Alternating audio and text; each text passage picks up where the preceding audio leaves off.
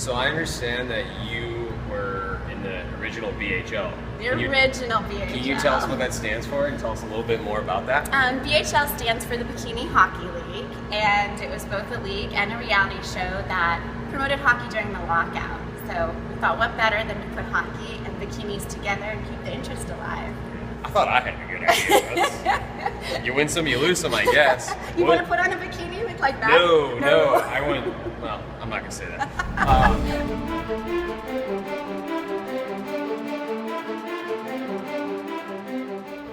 What can you tell us that you remember the most, looking back? There were so many moments. We lived in a mansion for 4 days, and they filmed everything, and the girls were really talented, actually. They were more than just beautiful. They were skilled, they were athletes, and they were philanthropic as well. Heather Josie Moore admits that when she first heard of bikini hockey, she had to laugh. And I kind of thought it was a joke. Just like, okay. But the 39-year-old quickly realized it could mean more time playing her favorite sport.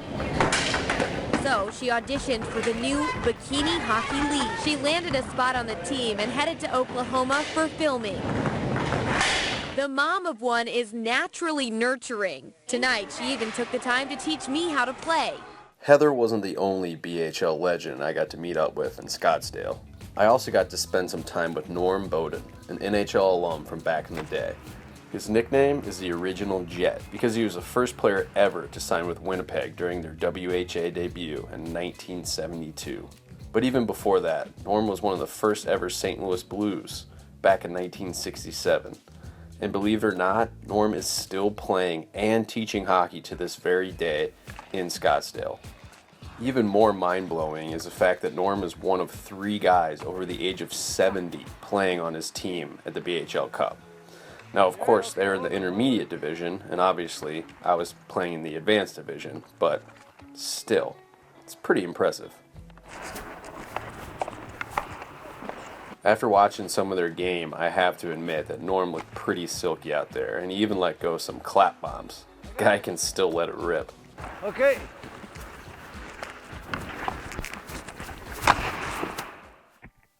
Unfortunately, I had to duck out of his game a little early to get ready for our second game versus HBC, a team out of Austin, Texas.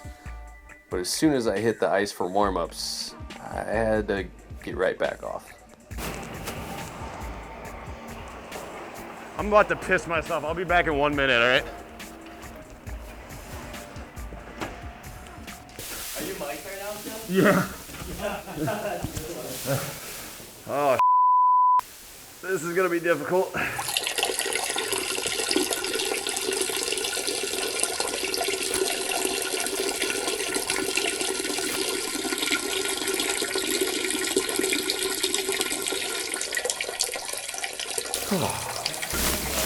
Oh, I feel better. My bathroom break was not the only distraction to start the game. We had guys sending emails from the bench, calling their bosses. Play hockey! Even Barber was missing to start the game. Where's Barb? There he is. Welcome to the game, Barber. Needless to say, we were all pretty exhausted from that early morning game we had just played. So, big surprise, HBC scored a quick one to start the game. They're actually a really good squad. Everyone played pro or college hockey, so the guys knew how to wheel. I didn't see the goals. Looking at that guy's ponytail. Is that real?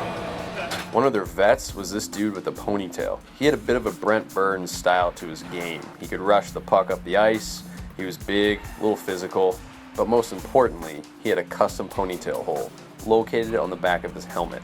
Never seen one of those before. I gotta give kudos to their goalie as well. He wasn't the biggest dude on the ice, but he was pretty technically sound and made some key saves for his team. Yarmer Yager with the puck. The BHL's Yarmer Yager. Look at those tubes. Nice pass to pass Barrier. We got our first goal in the power play after they took a couple dumb penalties, and shockingly, my camera guy missed another sick goal by Pavel Barber. It's like he doesn't want us to get YouTube subscribers. Nice PP, boys. Nice PP. Shortly after Pav's goal, our young gun came down the wing and sniped glove side with a sick shot. Things were looking good at this point. Nice period, boys. Nice period. Keep it going here. Nice shot, Barber. After a bit of a messy first period, we really stepped it up in the second. I was really starting to see the puck, and I was keeping us in it.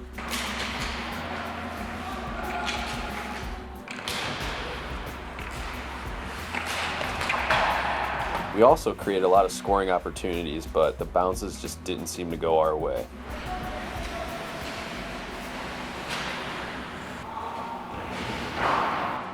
With a minute left in the second, they tied it up at 2. I hate giving up a goal at the end of the period, but unfortunately there's not much I could have done about this one. As expected, I had a really solid start to the third period. I was feeling pretty good, making some sick saves. But then they squeaked one past me on a redirect shot from the point. They were really good about getting traffic and bodies in front of the net and getting tips and screens. Although I'm pretty sure this guy was standing directly in the blue paint on this goal, but what are you gonna do? In the NHL, it wouldn't have counted. But this is the BHL.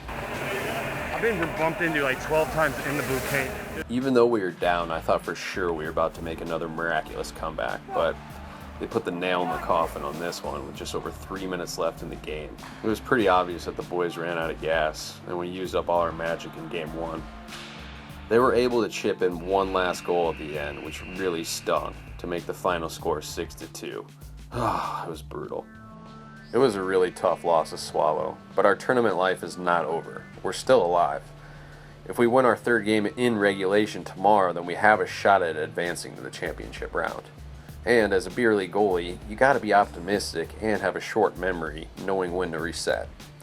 Well, it's time for me to reset for the next game.